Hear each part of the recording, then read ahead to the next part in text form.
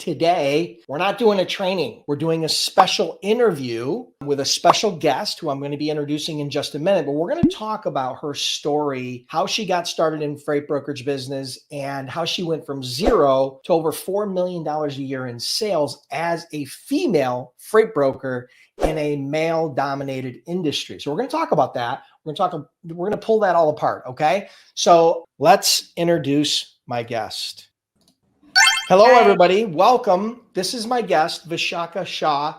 She is an amazing broker. She's done an amazing job. I got to know her again during our Freight Broker Sales Accelerator program.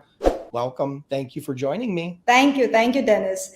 And this is one secret which I would like to share it with you. I always manifested for this day. I had seen long back when I saw that you're interviewing people, right? And I said to myself that one day, I want to be with you on the same platform. So yes, manifested has been proven correct today. So thank you so much. It's coming full circle. So I'm so happy to hear that, because I do these interviews not for me, but for the audience, to help inspire them and educate them on some of the right things to do, some of the wrong things to do, but to really inspire them. And if, it's not the first time I've heard that, and I'm so excited that you're here.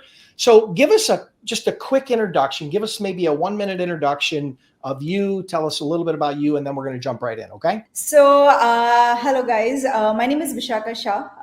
My company name is Venus Logistics. I am in this industry since almost, I would say, 18 years now. And my career has been started from transportation itself. So yeah, I eat, I sleep, I do everything with transportation. That's how it is with me.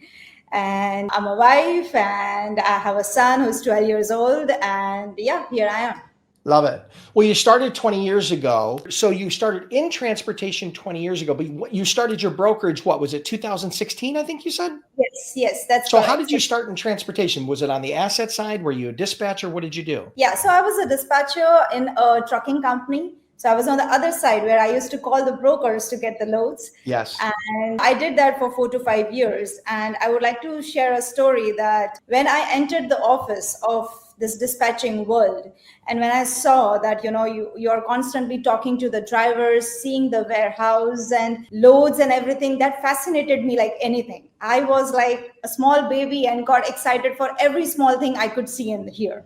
And I knew, okay, this is where I belong. So I started the career with dispatching. I did that for 4 to 5 years. And then I was offered to open a factoring company.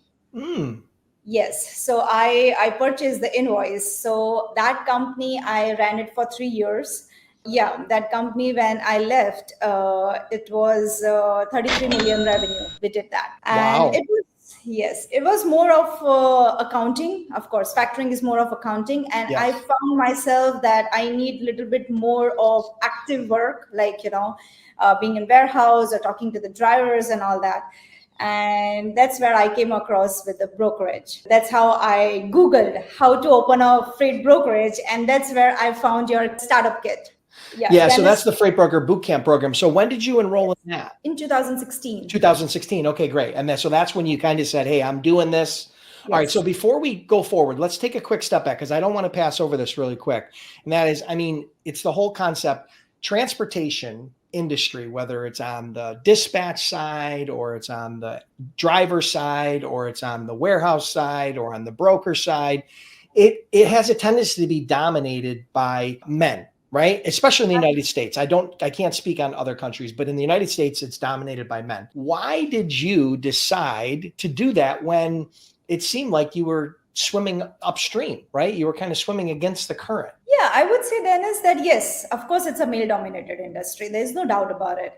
But I would say I got such super supportive male in the industry who actually helped me to grow. They taught me, like, even the company what I was working for, my boss, he helped us so much. He helped me particularly so much to understand the industry. Yes, there were some male who were like, oh, why don't you, do in a bank job, or you would be more suitable over there. There's no need of going to a warehouse or talking to the drivers, instructing, but I would say male were the main source for me to understand the industry, and they taught me well.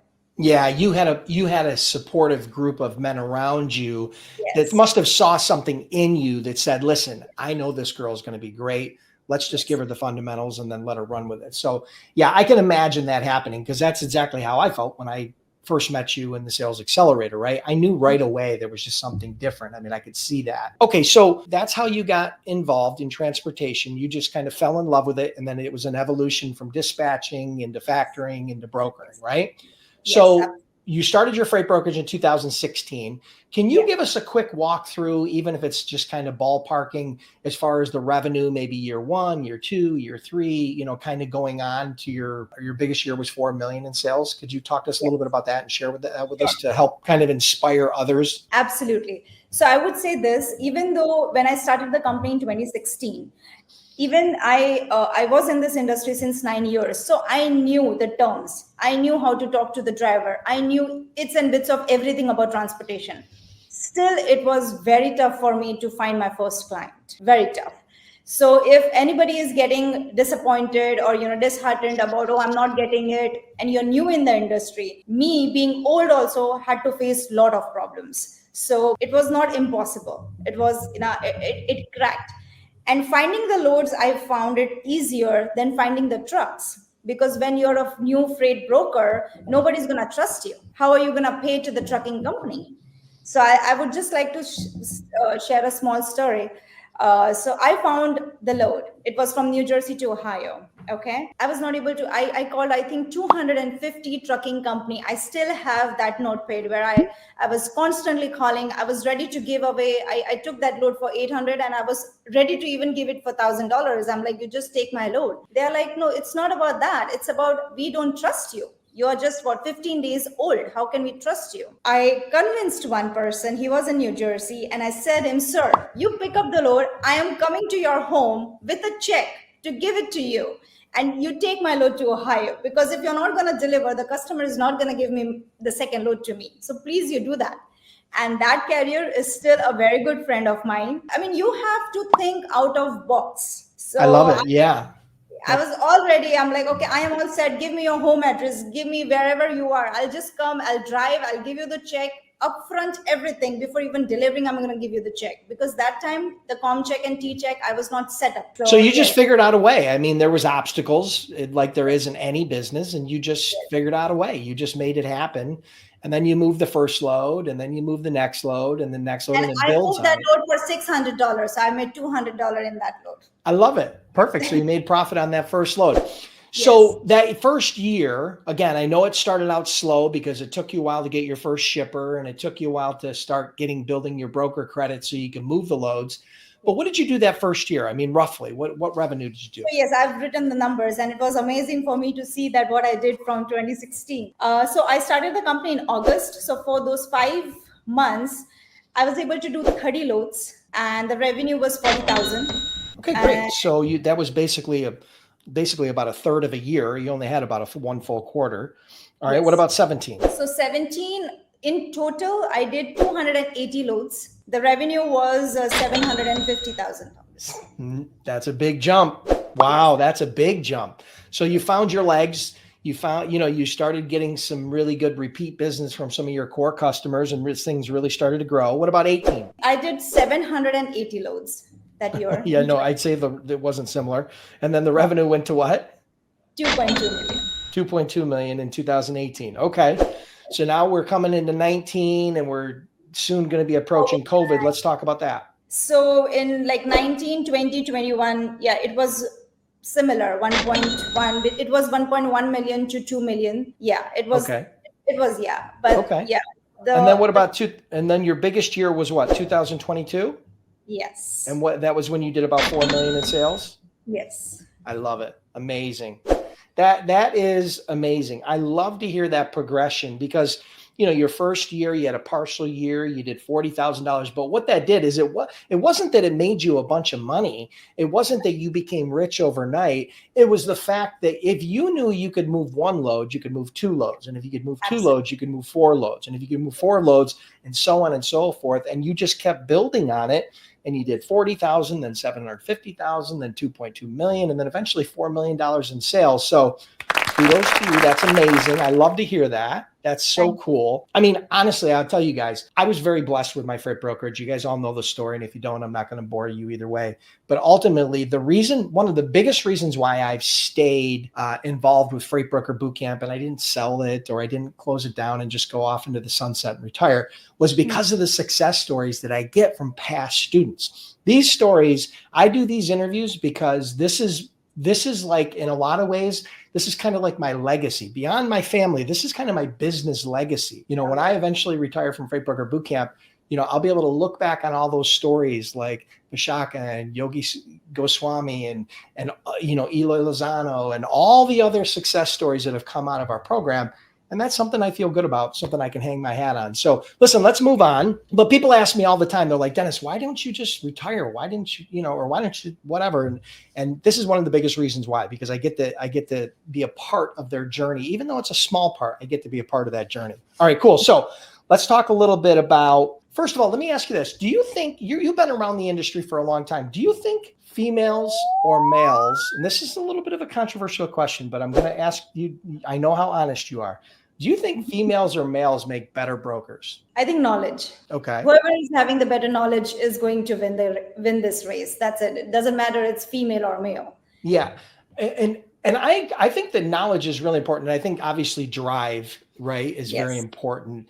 And I think that perseverance and stuff, I think that's really important. But one thing that I've noticed from my own brokerage days, when I owned my brokerage and hiring females and males in the sales role in particular, and even in the operational roles, I found two things. Number one, this is general characterization. So nobody get mad at me, but this is just what I've seen. And that is that men, when they sell, have a tendency to talk a lot. They over talk things. Okay. They try to sell too hard, right? They try to be that charismatic salesperson on the phone. That's the slick sales guy. And they think that's the secret, but it's really not. It's really all about listening.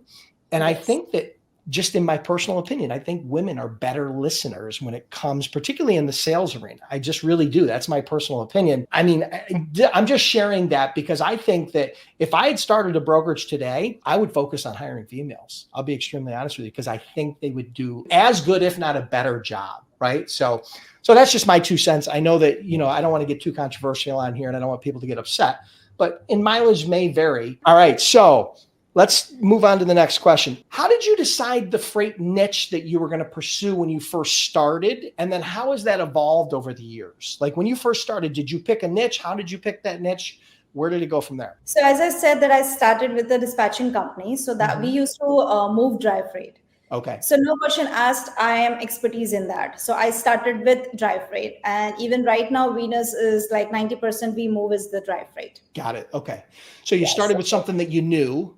Yes. Something you were comfortable with, something you were educated in, something that you had already put a lot of miles on, and then you just pivoted into the brokerage side on that. And you've continued to stay heavily in the dry freight. I think you had mentioned before that there's some other niches that you're looking at pursuing. Before we talk about those niches, did you have a geographical focus or lane focus, or was it just van freight anywhere? Initially, I started to be more on the East Coast so that I can physically go and visit the warehouse, the clients, and everyone. Yep. So it was easier for me to be New Jersey and 200 and 250 miles around. Right. But today I can say that whole US, yes. Gotcha. Perfect. Okay, cool. Where I was, I wanted to be near to all my clients, visit them, show them my face and say them, how the things are and be more personal. So I wanted to be near my place where I am. Yeah. Anytime you can get more face time with a customer, whether you're in startup mode or whether you're a mature brokerage,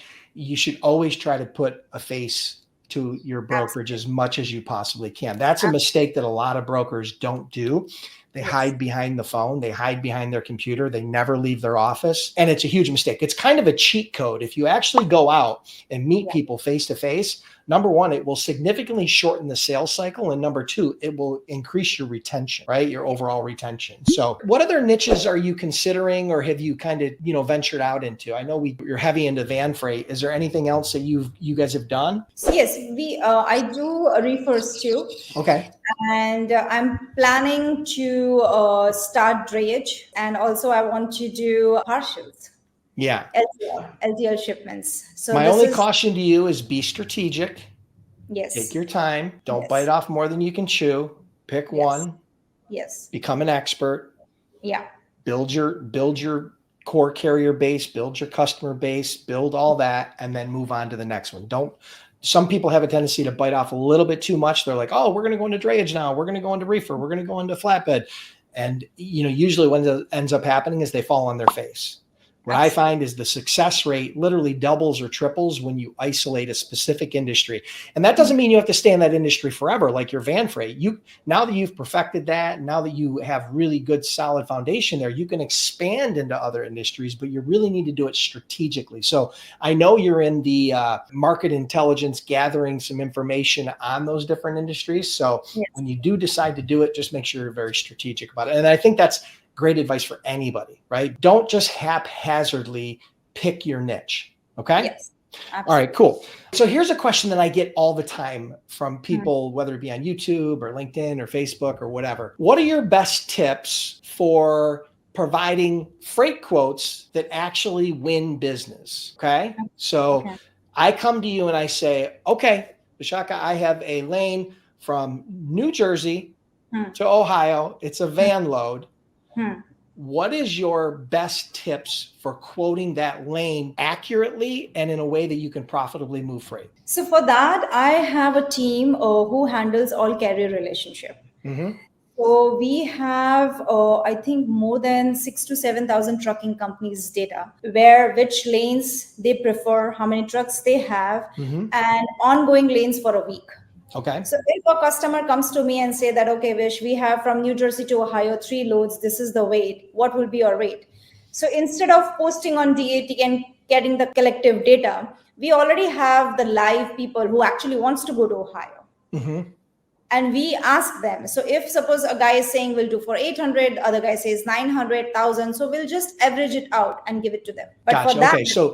So you've built a carrier database, and you've built Yes. relationships with drivers and owner operators and small carriers that want that lane, that have trucks available in New Jersey on a regular basis, that want to go to Ohio. Yes. And so you just simply reach out to them, whether by email or phone or combination, and then you get an idea of what their buy rate is, what your cost is going to be, and then you mark it up. Yes. And in that, it doesn't mean that all the lanes, all the time carriers are going to have, I mean, it's, if suppose a guy is giving me from Idaho to Utah, so I might not have that particular carrier relationship over there. So what am I supposed to do? So over that time, I take help of the DAT. I see that past how many loads have been moved and what is an average out. And then we give an estimate rate. One more thing then is I don't give a year around rate. I don't believe in that. Yeah. Spot market only. Yes. And even when I'm quoting for spot rate, I would just make sure that I write that this rate is only valid for 2 weeks or 1 week. Gotcha. Because you're taking a rate from me today and you're giving me a load after 3 months, it's not going to work out. Agreed. 100%. Yeah. Well, people have to understand, and the reason why that's important that she pointed that out is the fact that you will have shippers that will say, hey, we want you to give us an annual bid, or, hey, we want you to give us rates on a project 3 months from now. Okay. And number one, that's extremely difficult to do at any time in my career as a broker, that I've been involved in brokerage for over 20 years. Even when the market is very stable, it can be very challenging to do that, right? But when you've got a lot of volatility in the market, right? You've got fuel going up, fuel going down, capacity going up, capacity going down. You got all these extenuating circumstances, right? Things that are going on in the economy, you know, when you've got that volatility, there's positives to that volatility and there's negatives. And one of the biggest negatives is the fact that it's difficult to rate out into the future, right? Absolutely. So you as a broker really need to live in the spot market Yes. until you really, really, really, truly have a handle on those lanes, the carriers. You've got a lot of predictability, and the better that predictability gets, the further out you can quote with comfort.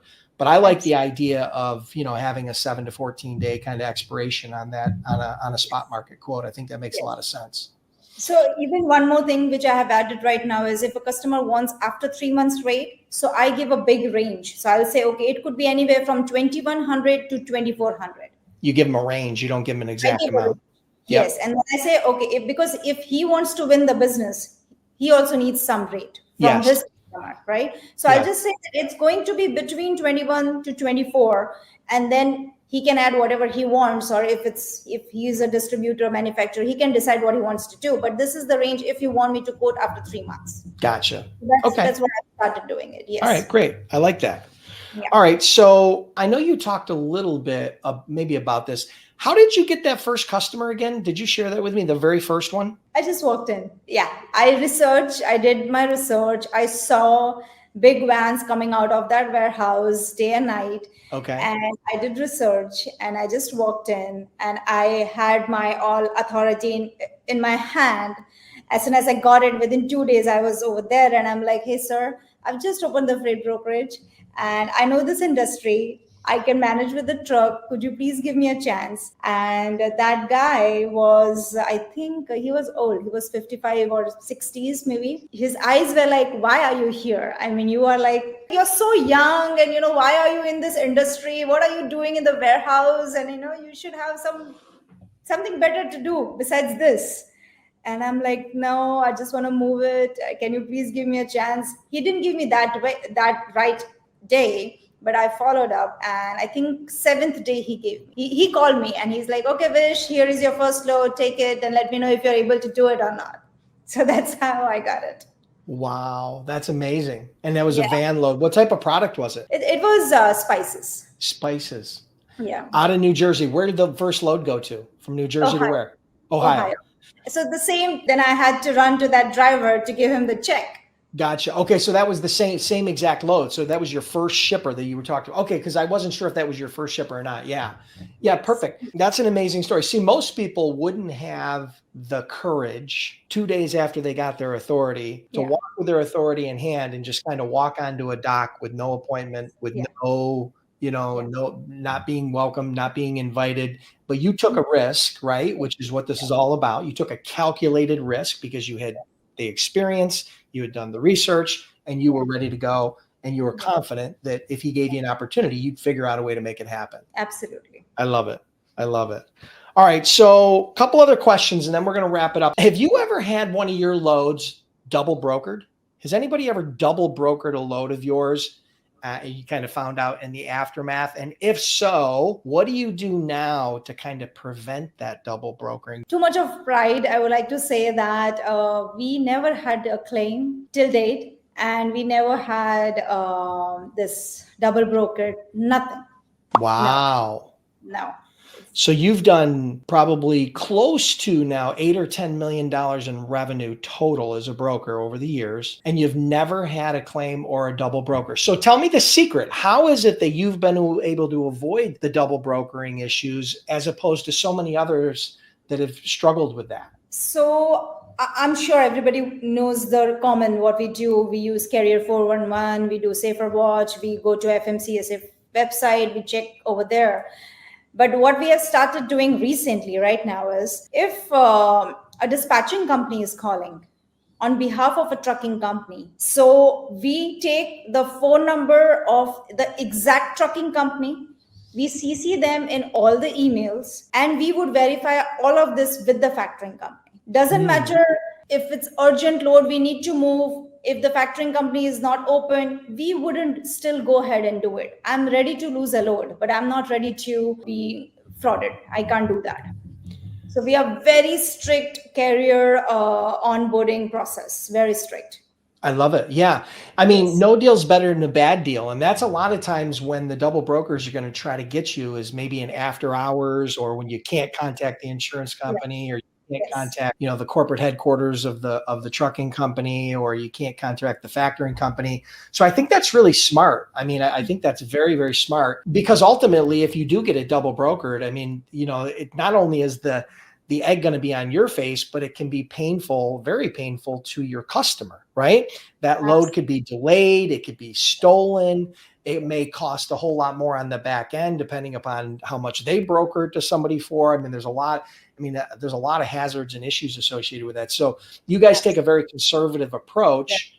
Even And for a short load, even if it's a local run, a Mhm. macro point is must. Even if it's a 20-mile run, if it's from New Jersey, or Ohio, macro point, if a driver is not accepting before he's loaded, we cancel the load. Yeah. Well, I mean, Yeah. it's obviously working because you've done almost $10 million worth of brokered loads and you haven't had a double brokered load. So we're not gonna jinx you. Okay. Yes. We're gonna keep our fingers crossed. But I Yes. think you guys are on solid ground. I think the policies and procedures that you have in place are probably the reason why, and the training, the way you teach people. Yeah. You teach your dispatchers and your brokers and your operations people to vet carriers and to spot those inconsistencies and issues. I'm sure there have been people over the years that have probably tried to do it, but your systems have kind of broken that down and allowed you to Absolutely. recognize those issues. Absolutely. Love it. Love it. Yeah. Yep. It's all in the training. It's all in those systems. It's all in those policies. So congrats on that. Well, listen, I'm going to ask you one more question, then we're going to wrap it up for today. Sure. Think back on your journey as a freight broker starting in 2006. So we're 7, 8 years into this now. What is the biggest lesson that you've learned about growing a successful freight broker? So if you had to pick one or two things, the lessons that you learned, maybe they came from mistakes that you made, maybe they came from challenges that you had, but what would be the biggest lesson that you learned during your journey? So biggest lesson what I learned is needs and requirement of all the customers are different. Better before you understand, it's better for you. So initially, this is the mistake what I did, that if my one customer is saying me, I mean, every customer has their own percentage margin. You cannot expect that if ABC company is giving you 15%, then XYZ is also going to give you 15%. Maybe that guy is just capable of giving you 5%. Mm-hmm. So understanding their needs and requirement plus the possibility of getting the volume is every customer is different. Yes. And it's on you how you want to take it. So that's like a mistake which was rectified and then learned by me. So the key, if I can pull that back, kind of peel that onion back a little bit, is you have to treat every customer as its own unique customer. It has its own Absolutely. unique needs. And Yes. in order for you to understand those needs, you need to do your research, but Yes. more importantly, you need to ask the right questions of that customer Absolutely. so that you Absolutely. can really gather that sales intelligence, that market intelligence, that customer intelligence that allows you to make the right decisions, to quote the right way, to take the right next steps in order to secure the business, retain the business, and grow the business. Absolutely. Absolutely. And also, I would say that this was my mistake, what I did, giving a lot of credit to the customer. Yeah. New customers. So talk about new customers that come on and you assessing and giving them credit as a new shipper. Yes. And when you know that that guy is going to pay you in 45, 50 days, right from day one, I mean, you need to think about it. Do you want that? Yeah. So, So there's a part of this business, when you're a licensed broker versus an yeah. agent, there's two different skill sets here. As a broker, you're going to have some financial management skills and some Yes. risk management skills. And those all sound very fancy, right? But ultimately what you have to be able to do is you have to be able to assess the Yes. risk associated with extending credit to a shipper. Because ultimately, if you do one load and the load is $2,500 and they owe you $2,500, they may or may not pay you. They may not pay you timely. They may pay you delayed, but ultimately that is a risk that you're taking by extending them credit. So a lot of companies will come on and say, oh, well, I need $100,000 in credit. Well, if you look on their Dun & Bradstreet, or you look on their Ansonia report, or you look on any of the different credit reporting agencies, you're going to see that maybe they're a brand new company. They've only been around for 1 or 2 years. Maybe they don't have good, maybe their average days to pay are 45 or 50 or 60, like Vish is telling you. So, you have to assess that, because ultimately, you can't wait particularly as a startup, you can't wait 60 days to get paid. You need to Now, turn that money over very, very quickly. And so yeah, because assessing that credit, you don't want to extend a lot of credit because it could put you at risk. And then the absolutely. terms of that credit are really important. Those are great lessons. I would strongly suggest that everybody watching this go back and replay the last 5 minutes that we've been talking about these lessons, because those are hard fought, real life lessons of a broker sitting in that chair day in and day out, building a real brokerage. You may have lost it, didn't catch some of the nuance associated there, but those are really, really important lessons. And I really want to thank you for taking so much time. Listen, let everybody know how they can connect with you, learn more about Venus Logistics. Yeah, sure. So yeah, anybody who needs a startup kick, I'm sure Dennis has all the tools, and I would highly suggest that he is like a hero in this industry.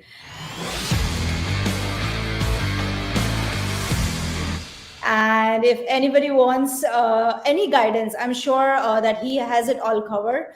But in case if you feel that you want to talk to me, so yes, my email address is vish@venuslogistics.org. You can email me, and I'll try to do as much as I can. I love it. And listen, for those of you that are curious about becoming a freight broker or a freight agent, check out freightbrokerbootcamp.com. Again, trained over 10,000 students. Vish is one of my students from bootcamp and from this Freight Broker Sales Accelerator. We offer a 60-day, 100% unconditional money-back guarantee. I don't care what the reason is. You can kick the tire for 60 days. And if you want your money back, we'll send it back to you. We don't care. Okay. We have a very super, super low refund rate, so we don't sweat it. So have an awesome day. Have an awesome week.